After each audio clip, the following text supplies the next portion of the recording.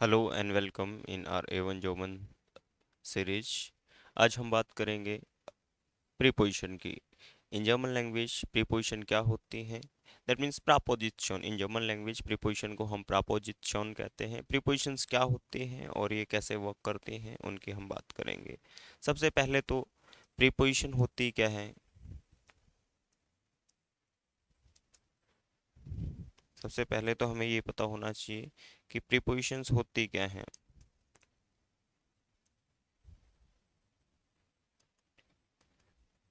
Preposition preposition वो words होते हैं। प्रीपोजिशन आर दोज वर्ड्स जो किसी नाउन के साथ में उसकी मोर इन्फॉर्मेशन प्रोवाइड करवाते हैं, यानी रिलेशन दिखाते हैं, प्लेस दिखाते हैं। यानी नाउन से पहले कोई वर्ड्स आते हैं जो सेंटेंस में मीनिंगफुल सेंटेंस बनाते हैं, यानी सेंटेंस को मीनिंगफुल। यानी कि ऐसे वर्ड्स जब हम इंग्लिश में बात करते हैं, in, with,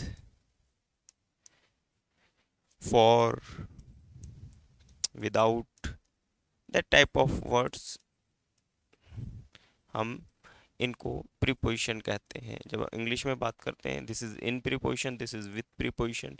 the type of word जो किसी भी सेंटेंस में आते हैं, यानी कि नाउन और प्रोनाउन के साथ में रिलेशन दिखाते हैं, और डायरेक्शन बताते हैं, प्लेसेस को मोर क्लेरिफाई करते हैं। मैं रूम में आ रहा हूँ, मतलब इन ना, आई am coming in the room, तो मतलब मोर क्लेरिफाई करते हैं कि मैं रूम के अंदर आ रहा हूँ, यानी कि आप नाउन के साथ में उसको रिलेट करके दिखाते हैं। अगर प्रीपोजिशन नहीं होगी तो मे बी सेंटेंस करेक्ट नहीं बनेगा।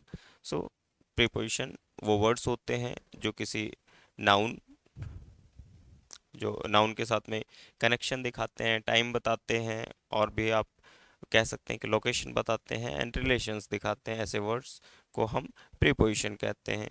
इन जर्मन लैंग्वेज, अब हम थोड़ी जर्मन लैंग्वेज की बात करते हैं। In German language we have three type of preposition. First is accusative preposition. First is accusative preposition, and second is dative preposition, and third is two-way preposition.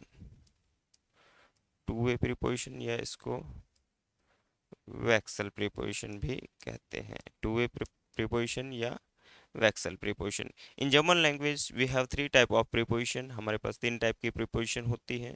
कौन कौन सी preposition होती है हमारे पास? आकुजाटिव प्रीपोजिशन, डाटिव preposition, and two way preposition, जिसको कि हम वैक्सल प्रीपोजिशन भी कहते हैं। प्रीपोजिशन का क्या रोल है जर्मन लैंग्वेज में, कैसे वर्क करती हैं, ये तो आपने समझ ही लिया कि हमारे पास तीन टाइप की प्रीपोजिशन होती है। कौन कौन सी? एक तो आकुजाटिव होती है preposition, and dative, and two वे। हमारे पास तीन टाइप की प्रीपोजिशन है। प्रीपोजिशन का क्या रोल है, और जब प्रीपोजिशन सेंटेंस में आती है तो वो कैसे वर्क करती हैं, अभी तक हमने देखा।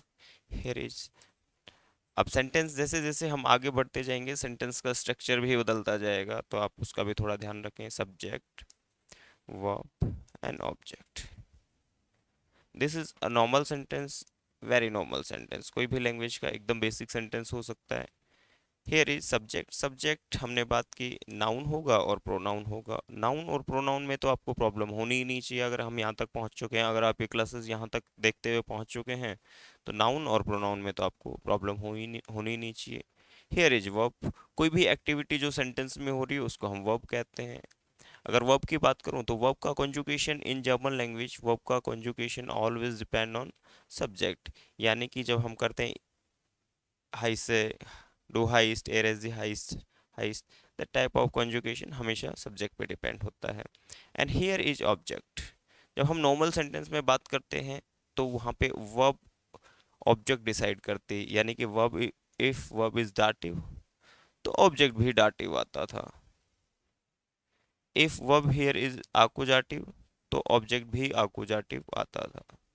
बट वो उस टाइम तक आता था, अब आप लोग थोड़े एडवांस हो चुके हैं, यानी एडवांस आपने कुछ और लेसन पढ़ चुके हैं, तो अभी हम प्रीपोजिशन के साथ में सेंटेंसेस बनाने की बात करेंगे। हियर इज, ये सेंटेंस है, और अभी तक आपने देखा होगा मैंने ऐसा कोई भी सेंटेंस नहीं बनाया जिसमें प्रीपोजिशन यूज हो रही हूँ, क्योंकि हमने पढ़ा नहीं तो शायद हम उसको करेक्ट तरीके से यूज नहीं कर पाते। हो सकता है कि मैंने कहीं बाय मिस्टेक करी होंगी, बट मोस्ट ऑफ टाइम हम विदाउट प्रीपोजिशन ही पढ़ रहे हैं, क्योंकि मुझे पता है कि कब आपके साथ में कौन से सेंटेंसेस आपको प्रैक्टिस करवाने हैं। सो हियर इज, जब हम प्रीपोजिशन ऐड करते हैं इन सेंटेंस, हमने बात नहीं की अभी तक प्रीपोजिशन की, जब प्रीपोजिशन कोई सेंटेंस में आता है, again sentence structure subject verb, and after verb we place preposition, we can place preposition. After verb हम प्रीपोजिशन को प्लेस करते हैं और उसके बाद में ऑब्जेक्ट आता है। ये हमारा नया सेंटेंस का स्ट्रक्चर होगा अगर कोई सेंटेंस में हमारे पास प्रीपोजिशन आती है, यानी first position always for subject, second position verb, और after verb we can place preposition, verb के तुरंत बाद हम प्रीपोजिशन को प्लेस करते हैं। ये सेंटेंस का स्ट्रक्चर आपको याद रखना है। जब हम प्रीपोजिशन की बात करते हैं, we have three type of preposition. First is आकुजाटिव, जब कोई भी सेंटेंस में प्रीपोजिशन आ जाती है, नॉर्मल सेंटेंस में जब तक प्रीपोजिशन नहीं आती वर्ब डील करती है, लेकिन अगर प्रीपोजिशन आ जाती है तो फिर ऑब्जेक्ट के साथ में प्रीपोजिशन डील करती है। हियर इज, अगर वर्ब प्रीपोजिशन इज आकुजाटिव तो ऑब्जेक्ट भी आकुजाटिव होगा, क्योंकि यहाँ पे अगर एक सेंटेंस में प्रीपोजिशन आ जाती है तो फिर प्रीपोजिशन ही उसका डिसाइड करती है कि सेंटेंस में ऑब्जेक्ट क्या होगा, प्रीपोजिशन उसको डिसाइड करती है। अगर प्रीपोजिशन इज डाटिव तो ऑब्जेक्ट भी डाटिव होगा, और आकुजाटिव और डाटिव में तो आपको प्रॉब्लम ही नहीं आनी चाहिए। जब हम यहाँ तक पहुँच चुके तो आपको ये पता है कि आकुजाटिव एंड डाटिव दे आर ऑब्जेक्ट, ये ऑब्जेक्ट होते हैं, और नॉमिनेटिव सब्जेक्ट के लिए हम यूज करते हैं। अगर आकुजाटिव और डाटिव में अभी भी प्रॉब्लम है तो आप जो लास्ट क्लासेस हैं, इस लेसन की जो स्टार्टिंग में क्लासेस हैं जिनमें हमने बेसिक्स की बात की, वहाँ पे आप जाके देख सकते हैं। हमने यहाँ तक बात की इसको,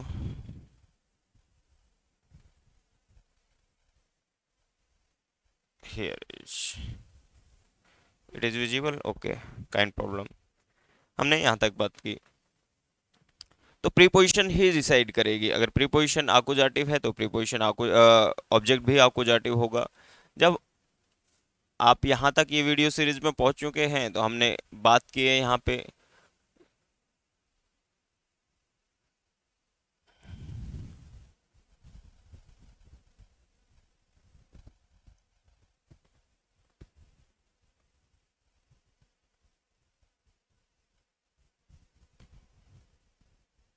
आपको पर्सनल प्रोनाउन बहुत अच्छे से आनी चाहिए, क्योंकि अभी भी अगर आप इन में प्रॉब्लम करोगे तो शायद प्रीपोजिशन का यूज नहीं। आपको पजेसिव अच्छे से आनी चाहिए, पजेसिव हमने सीखी है, पजेसिव प्रोनाउन की हमने टेबल सीखी है, वो आपको अच्छे से आनी चाहिए। आपको डेफिनेट और इनडेफिनेट, इनडेफिनेट दोनों की आपको टेबल आनी चाहिए, यानी इनडेफिनेट और डेफिनेट आर्टिकल की भी आपको टेबल आनी चाहिए। ये तीन चीज़ों की हमने अभी तक बात की है। और आप देखोगे कि यहाँ पे जब पर्सनल प्रोनोमन की बात करते हैं तो आकुजाटिव, नॉमिनेटिव, आकुजाटिव और डाटिव वहाँ पे हमें दिखता है, पजेसिव में दिखता है, डेफिनेट और इनडेफिनेट में भी दिखता है। यानी कि ऑब्जेक्ट होंगे तो इनमें से ही कोई होगा, अगर एक बार याद हो गई तो प्रॉब्लम ही नहीं रहेगी। कोई ऑब्जेक्ट होगा तो फिक्स बात है, इनके बाहर तो कोई ऑब्जेक्ट नहीं होगा ना, इनमें से ही ऑब्जेक्ट होगा, क्योंकि हमें पता है जब हम इश मिश मियर की बात करते हैं, डू डिश डियर, यानी इश मिश मियर, इश ऑलवेज सब्जेक्ट, मिश और मियर ऑब्जेक्ट होगा, मिश इज आकुजाटिव ऑब्जेक्ट एंड मियर इज डाटिव ऑब्जेक्ट। डेफिनेट की हम बात करते हैं, डेफिनेट टेबल में डेयर डी डास डी, डैन डी डास डी, डेयर डी डास डी is nominative, that means subject, डैन डी डास डी इज ऑब्जेक्ट, अकुजाटिव ऑब्जेक्ट, डैम डेयर डैम डैन प्लस एन, दिस इज डाटिव ऑब्जेक्ट। तो इसमें तो कोई प्रॉब्लम होनी नहीं चाहिए। अब हम प्रीपोजिशंस की बात कर लेते हैं, आकुजाटिव प्रीपोजिशन कौन कौन सी होती हैं। इसको आप थ्रू द एक क्या बोलते हैं उसको, आप कह सकते हो कि आप इसको एक सूत्र से भी याद रख सकते हो, ये आपकी हेल्प करेंगे। देव जी हैं, या इसको ऐसे भी लिख लो, आप सूत्र याद नहीं रखना चाहते तो। बी एफ है तो उड़ोगे, बी एफ है तो उड़ोगे, बी एफ है तो उड़ोगे, इसको ये फॉर्मूला आप याद रख सकते हो। बी दैट मीन्स बिस। बिस का मतलब होता है टिल या अप टू। टिल या अप टू। एफ का मतलब होता है फ्यूर। फ्यूर का मतलब होता है for. And here is U that means उम का मतलब होता है अराउंड। अगर हम नेक्स्ट पेज पे ही बात कर लेते हैं, हियर इज बी एफ है तो उड़ोगे। हियर इज बी एफ है तो उड़ोगे। बी एफ है तो उड़ोगे की बात करते हैं हम। Here is B that means बिस। एफ दैट मीन्स फ्यूर। U that means D that means Durs, Z that means Gegen, and E that means Entlang। ये हमें तुरंत याद हो जाना चाहिए, प्रॉब्लम ही नहीं रहेगी। एक बार हमें याद हो गया वी एफ है तो उड़ोगे, यानी कि फिक्स दिख जाना चाहिए। बी एफ है तो उड़ोगे। बिस श्योर डोस गेगन एंड एंटलांग। ये प्रीपोजिशन है, फिक्स है। ये प्रीपोजिशन हमेशा ही आकुजाटिव प्रीपोजिशन होंगी, क्योंकि ये आकुजाटिव प्रीपोजिशन इतनी ही होती है जर्मन लैंग्वेज में। हमें एक बार याद हो गया तो प्रॉब्लम ही नहीं। फिर ऑब्जेक्ट और सब्जेक्ट और ऑब्जेक्ट में डिफिकल्टी तब होती है जब हमें यही नहीं पता चलता कि प्रीपोजिशन कौन सी है। So this is B F है तो उड़ोगे, इसको शॉर्ट में आप याद कर सकते हो। अगर हम इसकी और डिटेलिंग बात करें, बी का मतलब होता है बिस। बिस बिस दैट मीन्स टिल या अप टू। टिल या अप टू। टिल या अप टू का मतलब कोई सीमा है, तब तक। तक इसको हिंदी में तक कह सकते हैं। मैं कल तक आ जाऊंगा, यानी आपने एक टाइम बाउंडेशन में किसी को फिक्स कर दिया। हियर इज फ्यूर। फ्यूर दैट मीन्स फॉर। फॉर को जब हिंदी में कहते हैं के लिए, मैं तुम्हारे लिए चॉकलेट लाया और तुमने बड़ी खुशी से खाई, दैट मीन्स के लिए, for. I purchase chocolate for you. For you हम दिखाते हैं ना, तुम्हारे लिए। That means around. That means around. Around की बात करते हैं। अराउंड का मतलब चारों तरफ भी होता है, चारों ओर। और हम टाइम के लिए भी अराउंड प्रीपोजिशन का यूज करते हैं, यानी टाइम बताते हैं कि मैं अराउंड 5 o'clock के आसपास आ जाऊंगा, तो भी हम अराउंड प्रीपोजिशन का यूज करते हैं। Here is do's. डूस की बात करूं, हियर इज डूस that means throw.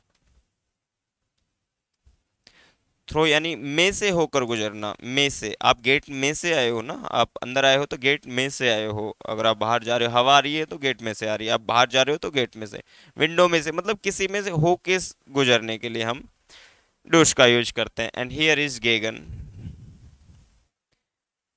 गेगन that means against. Against का मतलब होता है खिलाफ। खिलाफ। तुम मेरे खिलाफ बातें कर रहे हो आजकल।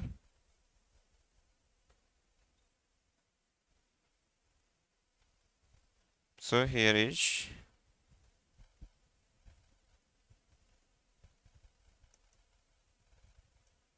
So and last preposition is entlang।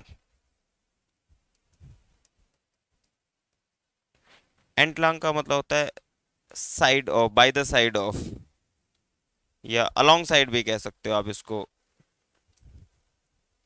Along side. Along side मतलब किसी चीज के किनारे किनारे।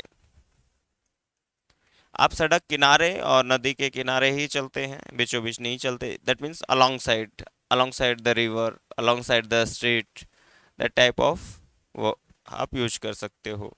सो हियर इज, ये हमारे पास प्रीपोजिशन हुई। ये हमारे पास आकुजाटिव प्रीपोजिशन है। एक बार आप इन्हें ध्यान से देखो, अच्छे से एक बार आप इन्हें देखो। ये हमारे पास आकुजाटिव प्रीपोजिशंस है। आकुजाटिव प्रीपोजिशन की हमने बात की। बिस फ्यूर डूस गेगन एंटलांग, यानी बिस का मतलब होता है टिल या अप टू। मतलब आपने कोई लिमिट बताई है टाइम की कि मैं तब तक आ जाऊंगा, और तब तक आप रुके, या आपका काम कल तक हो जाएगा। हेयर इज फ्यूर दैट मीन्स फॉर, के लिए। जब आप बात करते हैं कि मैं आपके लिए मैंने खाना बनाया, that means for, I am cooking for you, हम इंग्लिश में बात करते हैं। हियर इज डूश गेगन एंटलांग। ये इसको एक बार ध्यान से देखो। आप टाइम एक बार 1-2 मिनट इसको देखो ध्यान से, फिर हम सेंटेंसेस की बात करते हैं। और आप लोगों के दिमाग में बैठ जाती होगी बात जो मैं समझाने की कोशिश करता हूँ, ये भी आप लोगों से मैं उम्मीद रखता हूँ। अगर आप लोगों को समझ आ जाती है तो आप कमेंट बॉक्स में बताएं कि आपका फीडबैक क्या है, क्योंकि आपका फीडबैक हमारे लिए वैल्यूबल है और हमें अच्छा भी लगता है पर्सनली देख के। अगर आप फीडबैक देते हैं तो हमें पता चलता है कि आप अच्छे से सीख रहे हैं। अदरवाइज अगर आपके सही से फीडबैक नहीं आएंगे तो इस सीरीज को हम आगे कंटिन्यू, क्योंकि अगर आपको समझ में आता है तो ही हम कंटिन्यू रखेंगे इस सीरीज को, वरना फिर हम A2 सीरीज या B1 सीरीज में शिफ्ट करेंगे। इसमें कोई प्रॉब्लम नहीं है। ओके, इसमें प्रॉब्लम नहीं है तो आगे भी प्रॉब्लम नहीं होगी। सेंटेंस का structure, subject, verb and preposition की बात कर रहे हैं तो प्रीपोजिशन आ जाएगा आफ्टर वर्ब, फिर ऑब्जेक्ट। हम आकुजाटिव प्रीपोजिशन की बात कर रहे हैं। अगर प्रीपोजिशन इज आकुजाटिव तो ऑब्जेक्ट भी आकुजाटिव होगा। ऑब्जेक्ट भी आकुजाटिव होने का मतलब ऑब्जेक्ट चाहे पजेसिव प्रोनोमन के साथ में हो या पर्सनल प्रोनोमन के साथ में हो या डेफिनेट आर्टिकल के साथ में हो या इनडेफिनेट आर्टिकल के साथ में हो, प्रॉब्लम ही नहीं है। नॉर्मल सेंटेंस बना के हम एक बार प्रैक्टिस करते हैं, यानी कुछ सेंटेंस बना के देखते हैं। मैं बताऊं, मैं बनाना नॉर्मल सेंटेंस हम बनाएं तो I walk through the park, I walk through the park ना,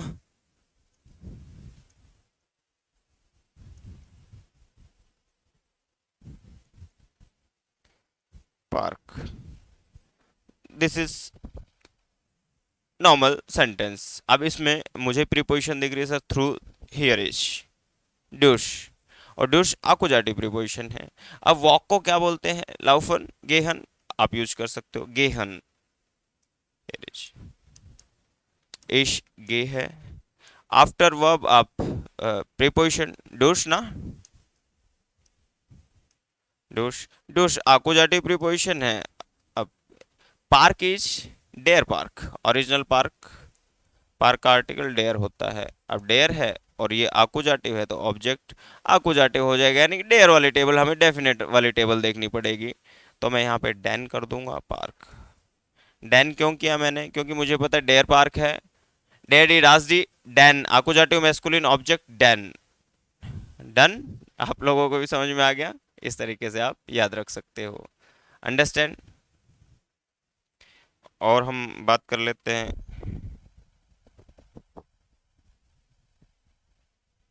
और कुछ सेंटेंसेस की बात करें। Here is, I am coming around 8 o'clock, I am coming around 8 o'clock। अब मैं बात कर रहा हूँ ना, the verb is common, is com है। अब अराउंड की बात कर रहा हूँ तो तुरंत पता चल जाना चाहिए सर और अराउंड हम किसकी बात करते हैं, अराउंड हम टाइम से, टाइम के साथ में अराउंड की बात करते हैं। आक्ट ओवर, इज कॉम है, आक्ट ओवर, आई कम अराउंड 8, अराउंड 8 o'clock। सो आप इस तरीके से भी सेंटेंस बना सकते हैं। इतनी बात आपको समझ में आ रही है। अब आप अराउंड की बात करते हैं, we are around the lake, we आप कह सकते हो कि हम लेक के साइड साइड में भग रहे हैं, अराउंड चारों तरफ कह सकते हो। So he runs around the lake, he runs around the lake ना, नॉर्मल सेंटेंस में बनाने की कोशिश करूँ, he runs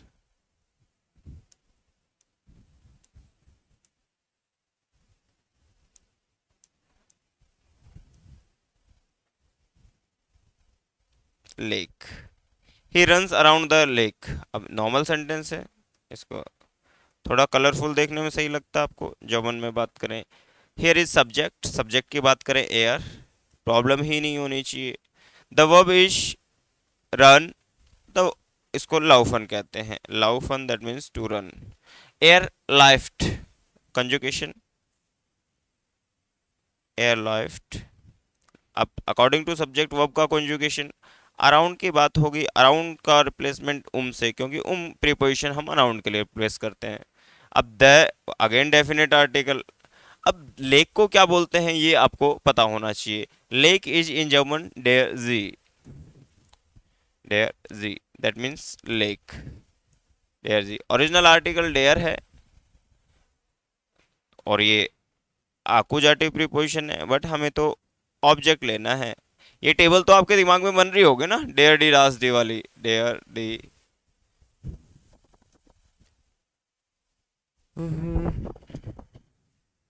dare D Das D, डैन डी दास दी।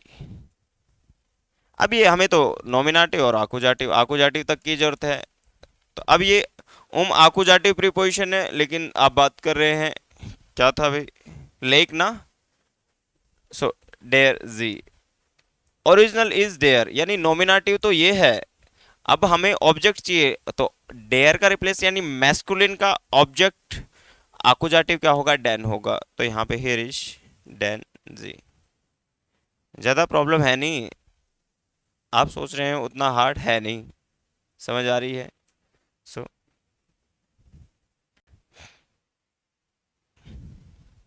अगेन, बी एफ है तो उड़ोगे, बी एफ है तो उड़ोगे, मतलब बिस श्योर डुश ऑन गेगन एंड लांग। ये हमें प्रीपोजिशंस याद रखनी पड़ेंगी। एक वर्ब थी हाबन, हाबन का क्या मतलब, हाबन का मतलब था हैव, हैज। अगर हमें हैज हैव यूज करना होता है तो हम हाबन वर्ब यूज करते हैं। और मैं कहता हूं कि I have something for you, supposing that मैंने एक सेंटेंस बनाया, I have something for you, this is normal sentence ना, मेरे पास तुम्हारे लिए कुछ है। सो हियर इज, सबसे पहले तो हम, अभी जब आप A1 में हो तो A1 में इतना एनालाइज करो सेंटेंसेस को कि बाकी A2 B1 में आपको समस्या ही नहीं रहे। Here is subject, here is verb,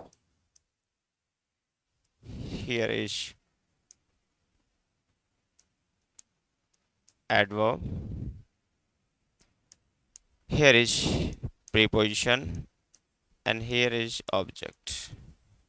हो गया इतना ऑपरेशन, इतना समझ आ गया तो फिर तो समस्या होनी नहीं चाहिए। इसके बाद में अगर समस्या कर रहे हो तो आप लोगों को नहीं करनी चाहिए। हियर इज, अगर मैं जर्मन में बात करूं, इश रिप्लेसमेंट कर दिया, द वर्ब इज हाबन फॉर रिप्लेसमेंट, इश habe, इश habe। हियर इज समथिंग को बोलते हैं एटवास, एटवास। यहां तक बात हो गई। अब यहाँ पे प्रीपोजिशन है फॉर, और फॉर का रिप्लेसमेंट इन जर्मन लैंग्वेज फ्यूर से करते हैं। फ्यूर लगा दिया जी, ये लो।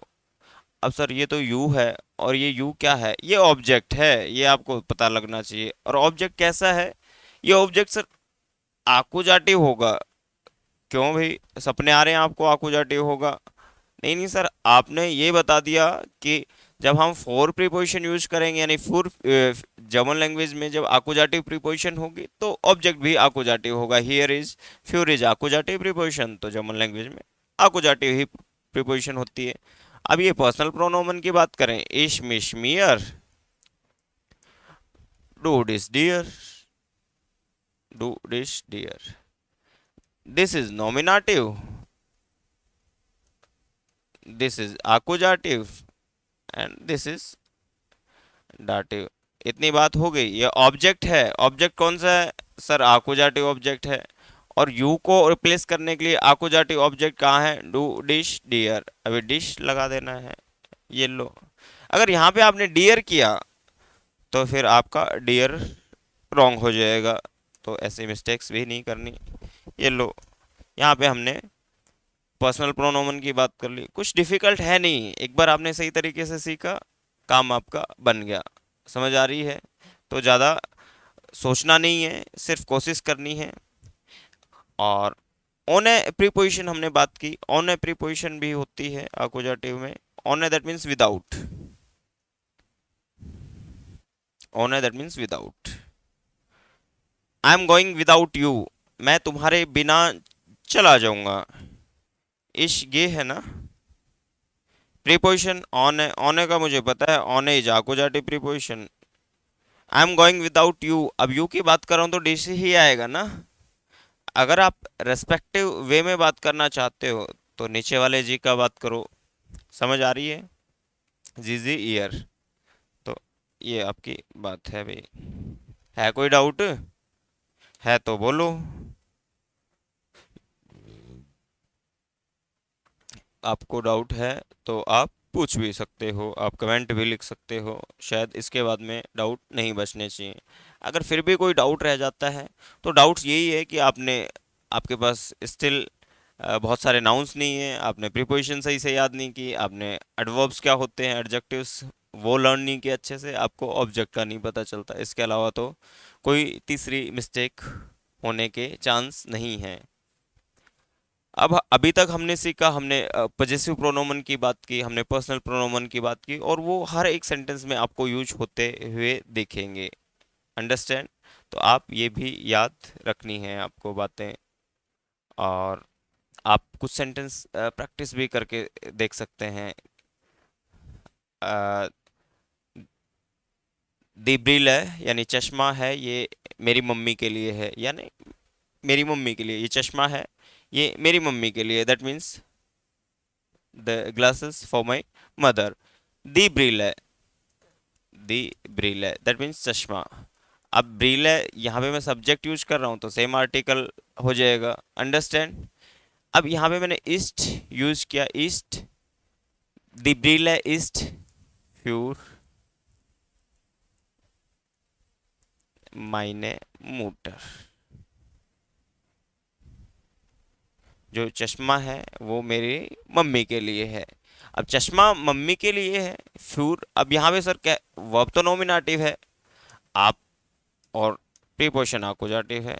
दिमाग ही नहीं लगाना। अगर एक ही सेंटेंस में, अगर एक ही सेंटेंस में वर्ब और प्रीपोजिशन दोनों आ रही हैं, वर्ब और प्रीपोजिशन दोनों आ रही हैं, तो वर्ब की तो बिल्कुल नहीं चलेगी, हमें प्रीपोजिशन की चलेगी, और प्रीपोजिशन डिसाइड करेगी कि ऑब्जेक्ट क्या होगा। एकदम सिंपल बात। प्रीपोजिशन आकुजाटिव तो ऑब्जेक्ट भी आकुजाटिव। वर्ब को रहने दो चाहे डाटिव, फर्क नहीं पड़ रहा, वर्ब को चाहे रहने दो नॉमिनेटिव, फर्क नहीं पड़ रहा, लेकिन प्रीपोजिशन होनी चाहिए। अगर प्रीपोजिशन वर्ब भी आकुजाटिव है, प्रीपोजिशन भी आकुजाटिव है, तो कोई दिक्कत नहीं है। अगर वर्ब अलग है तो भी हमें तो प्रीपोजिशन के हिसाब से ही चलना है, ये हमें याद रहे। युद्ध में जाने से पहले सारे अस्त्र और शस्त्र तैयार किए जाते हैं, उसी तरीके से जब आप एग्जाम में बैठते हैं या अपनी लैंग्वेज को कहीं प्रेजेंट करते हैं तो उसके लिए आपके पास वो सारे टूल्स होने चाहिए, यानी कि वो हथियार होने चाहिए जिनके जिनसे आप अपना बचाव भी, प्रोटेक्ट भी कर सकें खुद को, यानी बचाव कर सकें, और अगेंस्ट आप फाइट भी कर सकें, यानी कि आप बात कर सकें। अगर मैं बात करूं, अगर हम नॉर्मल बात करते हैं, धीरे धीरे जब हम प्रैक्टिस करते हैं तो कन्वर्सेशन हमारा बढ़ता है, कॉन्फिडेंस हमारा। एक वर्ब बताऊं आपको, कैम्फन, कैम्फन, कैम्फन, that means the verb is कैम्फन। कैम्फन का मतलब होता है टू फाइट, किसी चीज से फाइट करना, to fight.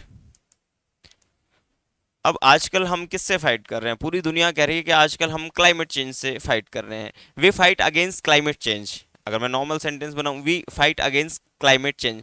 Climate change is डेयर क्लीमा वांडल।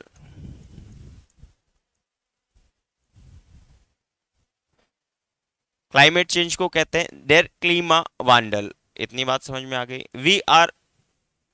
वी फाइट अगेंस्ट, अगेंस्ट की बात करूं, अगेंस्ट के लिए आपको पता होना चाहिए, अगेंस्ट का मतलब गेगन।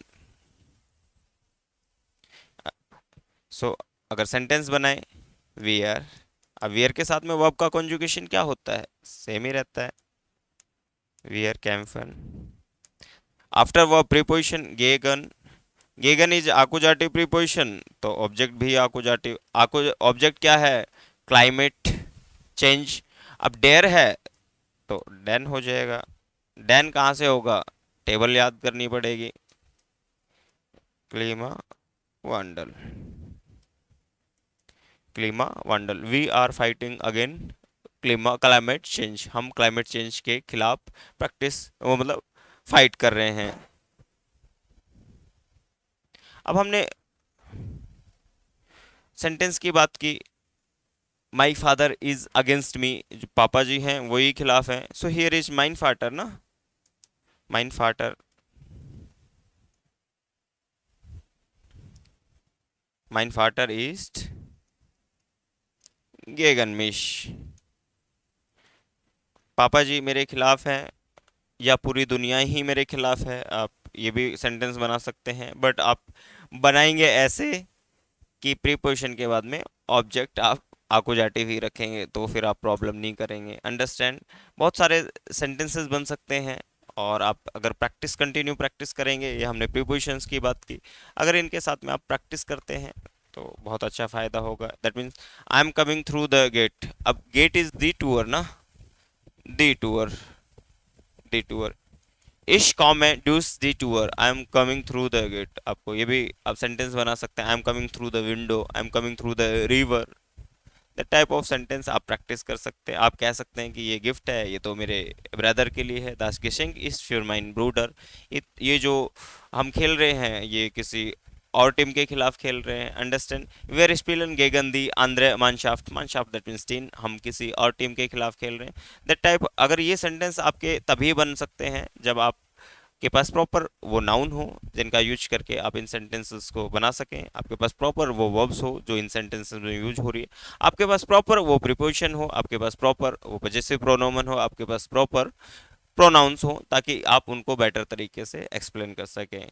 इसमें आपको शायद कोई डाउट नहीं रहा होगा, अगर फिर भी आपको कोई डाउट रहता है तो आप कमेंट बॉक्स में लिख सकते हैं अगेन। और अगर फिर भी आप कुछ और इन्फॉर्मेशन चाहते हैं आकुजाटिव वर्ब्स के लिए, आकुजाटिव प्रीपोजिशंस के लिए, तो आप अपना कमेंट बॉक्स में लिख सकते हैं। आज के लिए इतना ही। auf Wiedersehen।